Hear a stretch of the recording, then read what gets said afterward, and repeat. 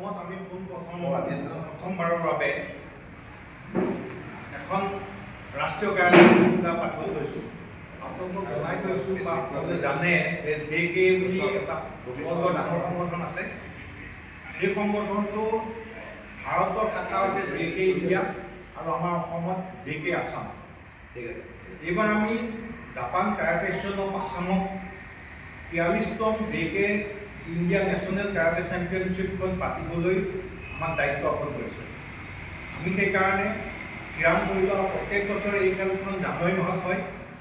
এইবাৰ 2026 জানুৱাৰীত আমি সেই খেলখন পাতিবলৈ হাতত লৈছোঁ। ইতিমধ্যে আমি গুৱাহাটীৰ সৰুসজাই ইনডোৰ ষ্টেডিয়ামখন বুক কৰিছোঁ আৰু মাননীয় অসমৰ কৃষি আবকাৰী আদি বিভাগৰ মাননীয় মন্ত্ৰী অতুল বৰাদেৱক আমি উদযাপন সমিতিৰ সভাপতি হিচাপে নিৰ্বাচিত কৰিছোঁ আৰু আমাৰ JK অসমৰ সভাপতি সিদ্ধান্ত বৰুৱাদেৱক আমি কাৰ্যকৰী সভাপতিৰ দায়িত্ব অৰ্পণ কৰিছোঁ। আৰু এয়া আছে আমাৰ ৰাজকুমাৰ বৰা, আপোনালোকে জানে, তেখেতক আমি উপসভাপতি হিচাপে আমি দায়িত্ব অৰ্পণ কৰিছোঁ। মই সংবাদ সভাক সম্বোধন কৰিবলৈ আমাৰ সভাপতি সিদ্ধান্ত বৰুৱাদেৱক মই কমেণ্টৰ লাগিব। আমি 2000 মান আশা কৰিছোঁ, 2000 ভিতৰত হ'বলগীয়া অৱশ্যে সমস্যা এটা আহিছে তাতে। ইণ্ডিগ' প্লেইনৰ ক্ৰাইচিছটোৱে কিছুমানক আমনি কৰিছে, কাৰণ দূৰৰ পৰা যদি সৰহখিনি প্লেইনতে আহিব বিচাৰে, গতিকে অসুবিধা এটা হৈছে। আৰু এইখিনিতে মই কথা জনাই থৈছোঁ, আপোনালোকে হয়তো ভাবিব পাৰে যে যোৰহাটত থাকি কিয়নো গুৱাহাটীত আছে। সেইটো সংক্ৰান্তত মই এটা ক্লিয়াৰ কৰি দিছোঁ আপোনালোকক যে এইখন খেল বৰ ডাঙৰ খেল, উচ্চ মানদণ্ডৰ খেল। বিশেষকৈ জাপানৰ পৰা মাষ্টাৰ আহে আৰু ভাৰতৰ বিভিন্ন ৰাজ্যৰ পৰা প্ৰশিক্ষকসকল সাধাৰণতে ফ্লাইটত আহে। আপোনালোকে জানে আমাৰ গুৱাহাটীত, আমাৰ যোৰহাটত এই ফ্লাইটৰ সুবিধাবোৰ সিমান নাই। আৰু দ্বিতীয় চবতকৈ ইম্পৰ্টেণ্ট কথা কি, হোটেল আৰু ষ্টেডিয়াম। যোৰহাটত 10খন খেল বা 8খন টাটামিত একেলগে খেল হ'ব পৰা ষ্টেডিয়াম যোৰহাটত নাই, 3খনো নাই। গতিকে আমি কোনোপধ্যেই ইয়ালৈ আনিব নোৱাৰোঁ। এতিয়া আমাৰ যথেষ্ট কষ্ট হৈছে। আমি গুৱাহাটীৰ লগত ইয়াৰ পৰা গৈ 300 কিলোমিটাৰ অধিক দূৰত গৈ কাম কৰিবলগীয়া হৈছে। উপায় নাই, আমি কৰিবলৈ বাধ্য হওঁ। আৰু খেলখন আমাৰ আশা কৰিছোঁ,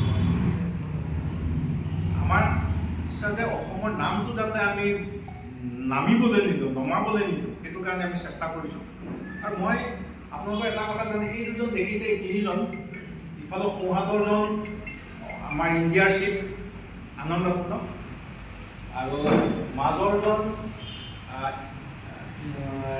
তাৎসুয়া নাকা। এইজন এজন হলিউডৰ cinema actor, film actor.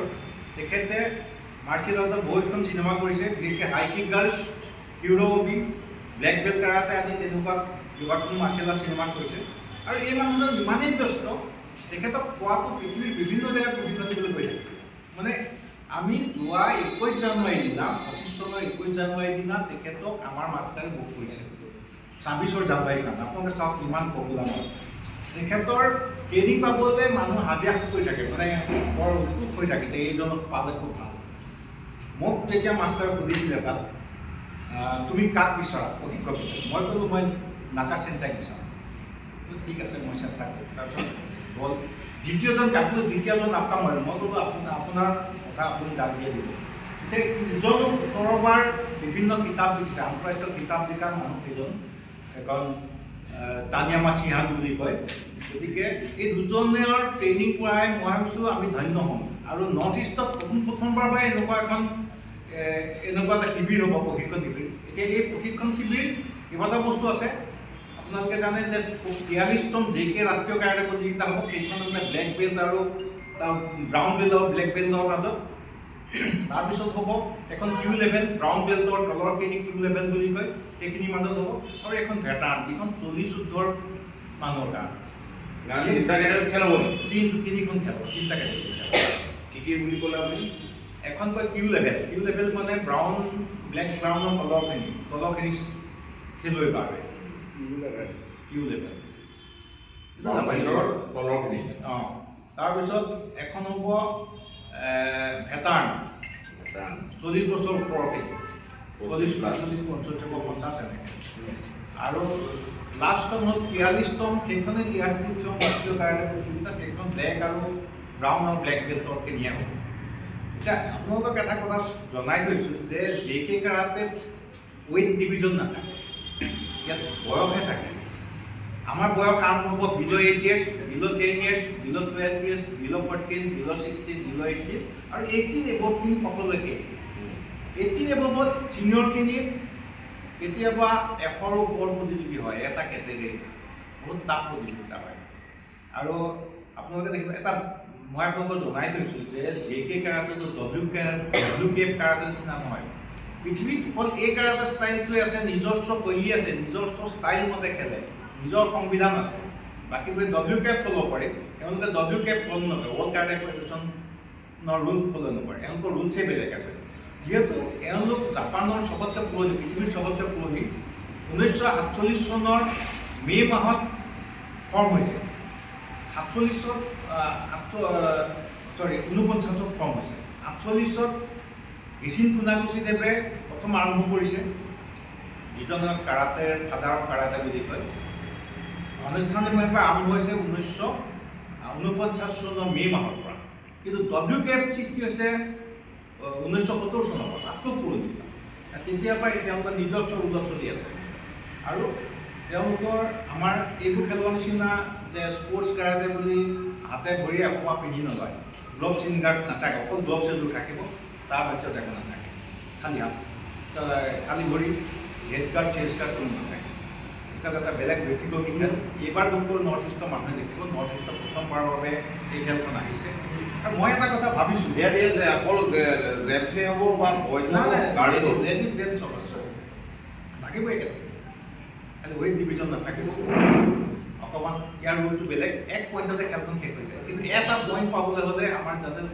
WKF touch কৰিলে পইণ্ট পাই ইয়াত নহয় ইয়াত ভিৰ হ'ব লাগিব অলপমান খেলখন টান মানে বুডো কাৰাটে বুডো মিনছ জাপানিজত বুডো মিনছ ট্ৰেডিশ্যনেল কাৰাটে ৰুলেগুচৰ মাজত হ'ব তথাপি এনেকুৱা ভয় খাব লাগে যে ধেৰ এনেকুৱা নহয় ইয়াৰ বিজয়ীসকল কি পাব বিজয়ীসকলে মানে মেডেল পাব চাৰ্টিফিকেট পাব আৰু যিবিলাকে JK চটো কাপ বুলি কয় JK ৱৰ্ল্ড চটো কাপ হয় ৱৰ্ল্ড প্ৰতিযোগিতা হয় ৱৰ্ল্ডৰ প্ৰতিযোগিতালৈ চিলেকশ্যন হ'ব ৱৰ্ল্ড মানে ইণ্টাৰনেশ্যনেল